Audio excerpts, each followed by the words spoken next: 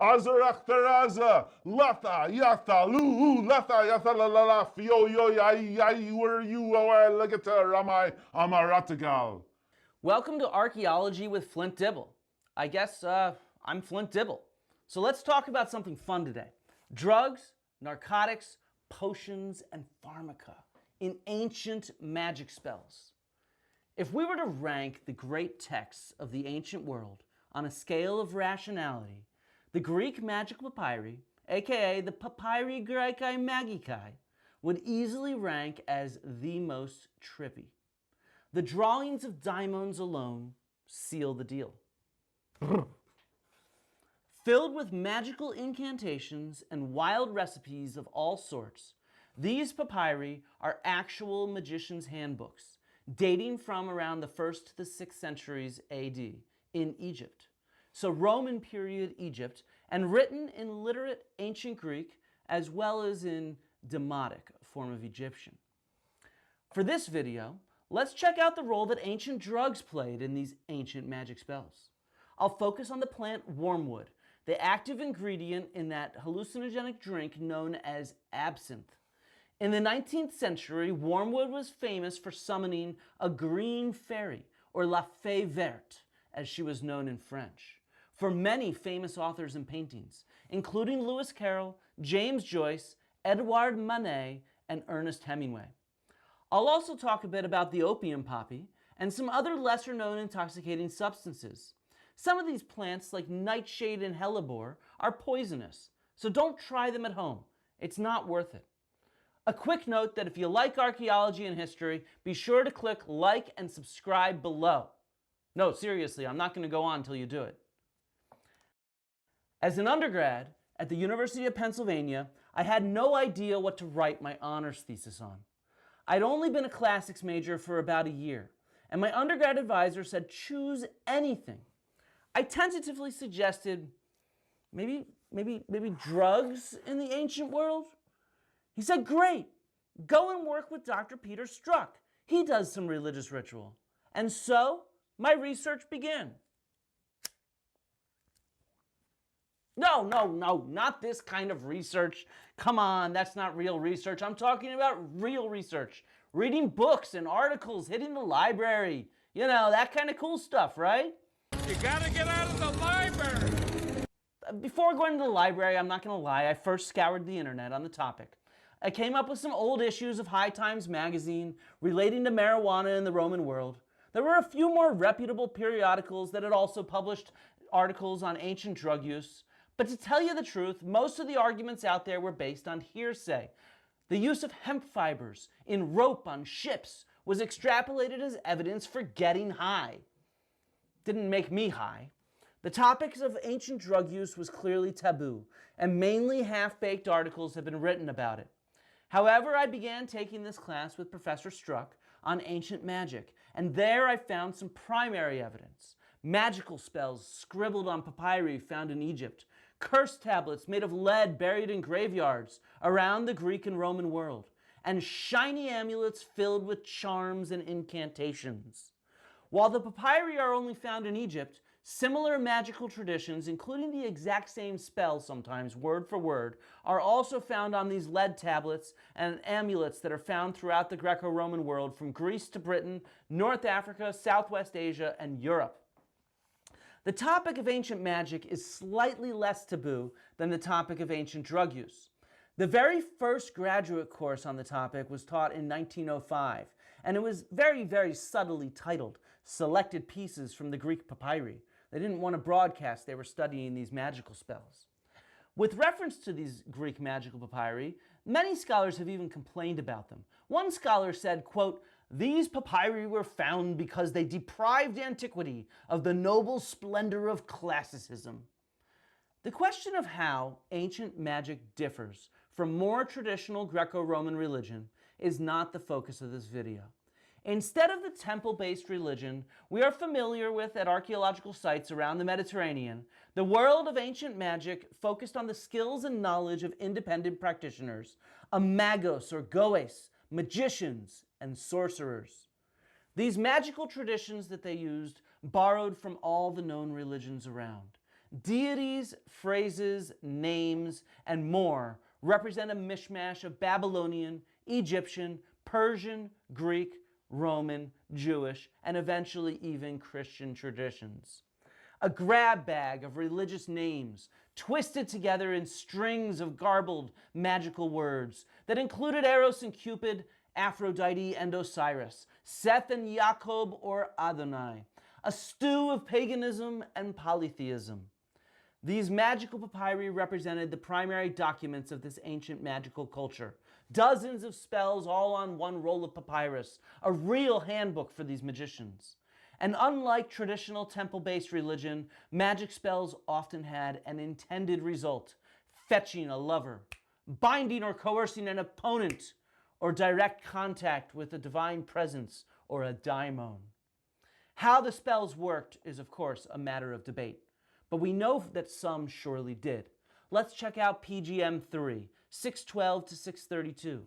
It tells us the incantation needed to gain control over your own shadow. After you make an offering, you head to a deserted place at the 6th hour before the sun has risen. Place the feather of a falcon behind your right ear, and behind your left the feather of an ibis. Now speak the spell and the sacred names of the rising sun. Entreat it, O Lord, cause my shadow to serve me. And as your shadow appears behind you, you turn to it, you address it, and you command it, follow me everywhere. Which, yeah, shadows do typically follow you everywhere. So I guess it's kind of cool. This spell seems to work. Yeah, I'd try it out. Other spells, though, are more like this kind of stereotypical witchcraft that you might see in the movies. A recipe in the slander spell to Selene, which apparently worked for everything, includes an ibis egg, a field mouse, the fat of a goat, a river crab, wormwood, garlic, vinegar, magic material from a dog shit, and magic material from a dog-faced baboon shit, all blended into a tasty pill. These flavors alone guaranteed some sort of magical reaction. So, okay, what about drugs? Specifically, let's talk about wormwood in these Papyri Graecae Magicae. Wormwood, containing the chemical thuone, is known as the narcotic ingredient in the drink absinthe. Ancient botanists and physicians knew the plant and correctly associated it with toxicity. Cyrenus, the famous doctor, prescribed the plant for abortions, and many others suggested it for stomach ailments or to counteract mushroom or henbane poisoning. Don't use it for these reasons, it won't work very well. Wormwood, though, was used in ink since it apparently prevented mice and insects from eating papyri. I'm not sure if that's true. Finally, the botanist Dioscorides said to mix it in wine, similar to modern absinthe, and in many sources it was fumigated as an incense, inhaled. However, I would be stoned. I'm not stoned, but I would be stoned if I was just to suggest that this plant was used to get these people high. Instead, we need to understand its use within the ritualistic context presented by the magical papyri. Most of these were used to contact the divine, summon a daimon, and use that contact to foresee the future or achieve a result. The majority of magic spells, including wormwood, guaranteed this sort of divine contact. But how could religious professionals be trusted to guarantee contact with the divine, either a direct vision or a dream, maybe mediumistic possession, or otherwise? To that end, it's clear that this question pervades not only ancient magic, but many examples from ancient religion as well. We have several first-hand descriptions that record contact, direct contact with the divine at Asclepius sanctuaries, Asclepius, the healer god. In E.R. Dodd's famous book, The Greeks and the Irrational, he suggests that repeated contact with the divine was the result of culture-patterned experiences that manifested in dreams, visions, trances, or sensations. That is to say, if one went to an Asclepius sanctuary, you'd be surrounded by temple personnel, worshippers, art, ritual, artifacts, objects. You're in a controlled environment that stimulates a culturally influenced pattern to your perceptions. This is an important point, which we definitely see manifested in other examples of ancient religion and even these magical papyri. However, it does not explain how these experiences were induced. Dodds is insistent in criticizing earlier, crude explanations, as he calls it, of hypnotism or a healer dressed in fancy clothes or being drugged. He thinks that these do not, quote, emphasize the religious character of the experience. Instead, Dodds' explanation of these experiences include isolation, prayer, fasting, self-mutilation, and incubation, or some combination of these things, but not drugs. The perpetually ill priest, Aelius Aristides, has fortunately left us his diary, titled The Sacred Tale. In this, he tells us of his lifelong conversation with the god Asclepius. Aristides frequently saw the god in his dreams and was commanded to do a number of odd rituals, which from a modern perspective seems likely to have maybe induced this contact with the divine. He could fast or go sleepless for extended periods. I mean, if you stop eating and sleeping for a week, let's be honest, I think I'd get some visions too, you know?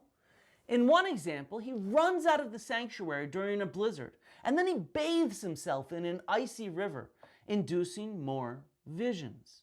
In another instance, Asclepius commands Aristides to consume the poisonous root hellebore and go sailing with his buddies. Next, Aristides is commanded by the god to crash the ship, and he does it happily. He swims to shore and then sees Asclepius yet again, continuing the conversation. Aristides, in one case, describes his contact with the god Asclepius like this, quote, "It was like seeming to touch him, a kind of awareness that he was there in person. One was between sleep and waking. One listened and heard things. Sometimes as in a dream, sometimes as in waking life. One's hair stood on end. One cried. One felt happy. One's heart swelled." Sounds pretty trippy to me. The above quote is translated in Dodds' book on the Greeks and the Irrational. Yet Dodds fails to mention that this particular trance is directly connected to the drinking of a wormwood and wine concoction. In fact, it is clear from the passage that the drug wormwood was not a crude explanation to Aelius Aristides, but rather a religious revelation, as I quote from him. "I drank more of it than anyone had drunk before. And the following day, at the god's direction, I drank an equal amount again. It is impossible to describe the relief this potion brought me and how good it made me feel." The plant was revealed to Aristides through a dream and was incorporated into his religious understanding, not as a narcotic, but as a divine plant. A similar notion of wormwood can be seen in the magical papyri. In one spell, the plant is given divine epithets: single-stemmed wormwood, with a single shoot, born of the sun, born of the moon. The name for wormwood in these spells is even Artemisia, associated with the goddess Artemis. In another spell, the plant is labeled as a symbol of the deity, and in a third spell, the author writes that the god delights in the plant. The plant is used as a garland, an amulet, a component of a statue of Hermes, and as an ingredient in many sacred inks and incenses.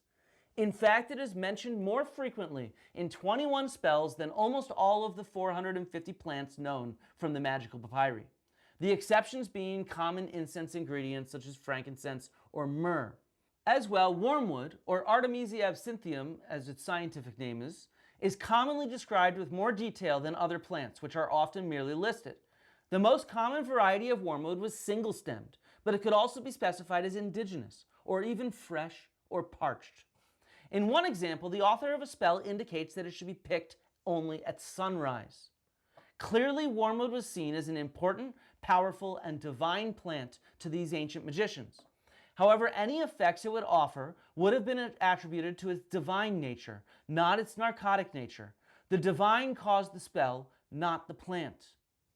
Never in the papyri is wormwood clearly ingested. It's never drunk with wine. This is true of many of the intoxicating plants in these magic spells. However, sometimes wormwood, opium, and other plants are fumigated as an incense and would have been inhaled.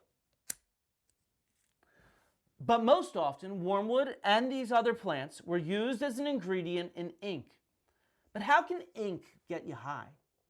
Well, PGM2, 1 to 64, shows us two different ways. Some herbs, including wormwood, are burned in a vessel. The ink is made from the ash, but the vapors were surely inhaled like an incense. The ash is next mixed with ground laurel, cumin, toxic nightshade, and water to create the ink. In addition to writing and drawing with it, you are supposed to place some of the nightshade-infused ink into your right ear. A daimon will then appear and answer every question that you ask. Perhaps this nightshade was absorbed through the skin. The next spell maybe clarifies. It's titled An Alternative Procedure, with a similar goal to answer all questions through contact with the daimon. The trick in this one is to, quote, rub yourself all over with the following mixture: laurel bayberries, Ethiopian cumin, nightshade, and something that has been nicknamed Hermes' finger.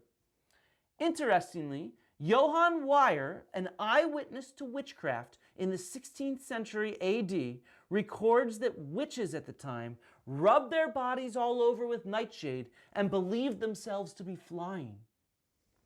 Surely some of this hallucinogenic ink, you're thinking, surely it was used to paint some wicked daimons on some badass ancient magicians. And yeah, of course it was. What do you think? It's a spell titled Request for a Dream Oracle from Beza, found on a papyrus now in the British Library. The spell starts with the juicy bit. On your left hand, draw Beza, in the way shown below, this guy here. The ink includes the blood from a crow and the blood from a white dove, incense, myrrh, black writing ink, cinnabar, mulberry sap, rainwater, vetch, and, of course, the juice of single-stemmed wormwood. The spell promises a direct vision of this headless one, the daimon known as Beza. You are reminded to have near you a small tablet so that you may write as much as he says, lest after going to sleep you forget your trance. Presumably the drawings on the papyrus here is Beza. Think about the implications of this. Ancient, painted magicians in a wormwood trance. I mean, how friggin' cool is that? The reality is that there's much we don't know about these magical papyri. The spells with wormwood and other intoxicating plants are typically the longest spells in these books. We know the magicians hid much, using code words for plants and other ingredients. For example, one list of code words on one of the papyri tells us that the semen of Aelius was the divine name for a poisonous plant we know as white hellebore. The blood of Hephaestus referred to wormwood, and a falcon's heart referred to the heart of wormwood. It's likely that more of the ancient spells had drugs in their recipes than the few we can read out clearly. While many of our questions for these magical papyri are still shrouded in ambiguity, mystery, and secrecy, one thing does seem clear. The spells in which wormwood and other narcotics are mentioned predominantly claim to induce intoxicating effects. One spell relates that you will open your eyes and see the light of the lamp becoming like a vault.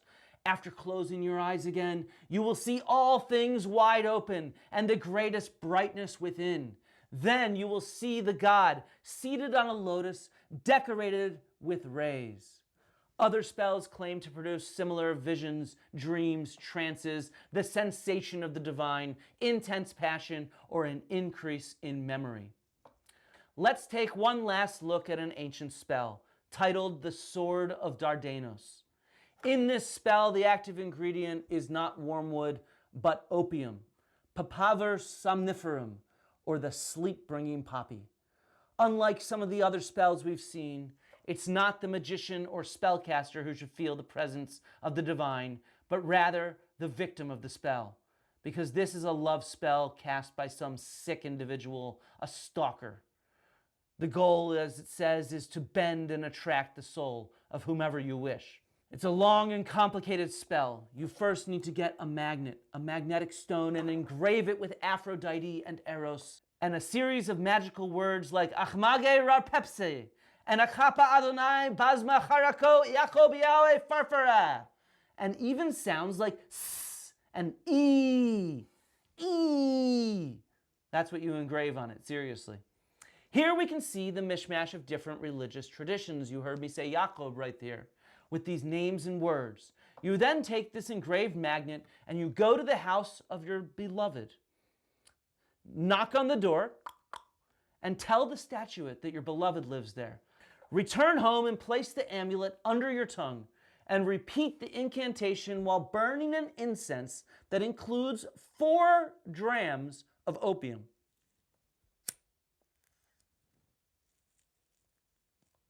Yes, that's a lot of opium. Now, pay close attention to the incantation that you have to repeat.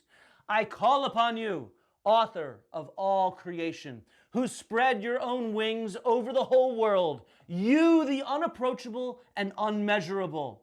Yeah, the spell goes on. It really kisses the ass of this daimon for a bit. But then, the good part starts as the opium continues to burn.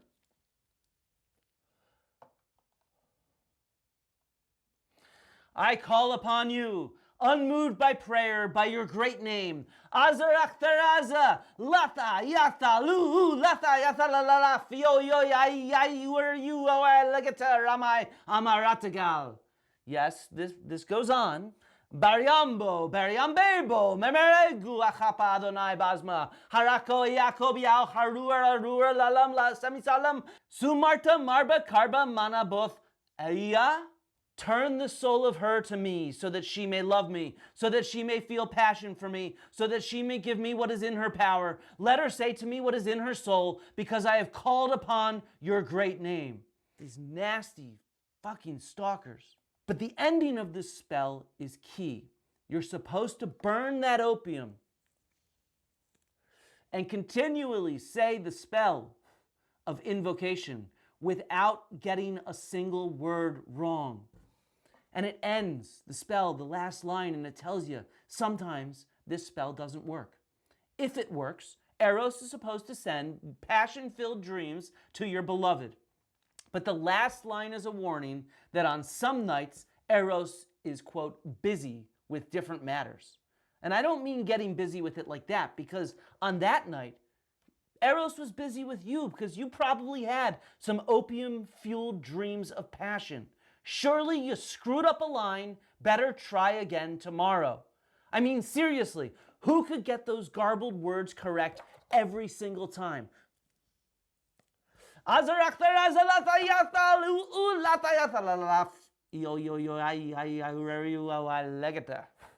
Whew, it's tough. Explaining these spells as merely the effects of narcotics is still crude. Narcotics were not the only thing to alter a practitioner's mindset. Instead, these spells can be seen as fitting into a cultural framework known from the ancient Mediterranean. Some individuals explained experiences in terms of contact with the divine. An altered frame of mind was only one of such experiences. However, it was clearly an important one that was integrated within the culture present in the magical papyri. Drugs were clearly an important component of some ancient Mediterranean religious practices. Including these in the papyri, we have examples of intoxicating geological vapors at Delphi and princely burials which included cauldrons filled with carbonized cannabis in Scythian areas. These will be topics of future videos.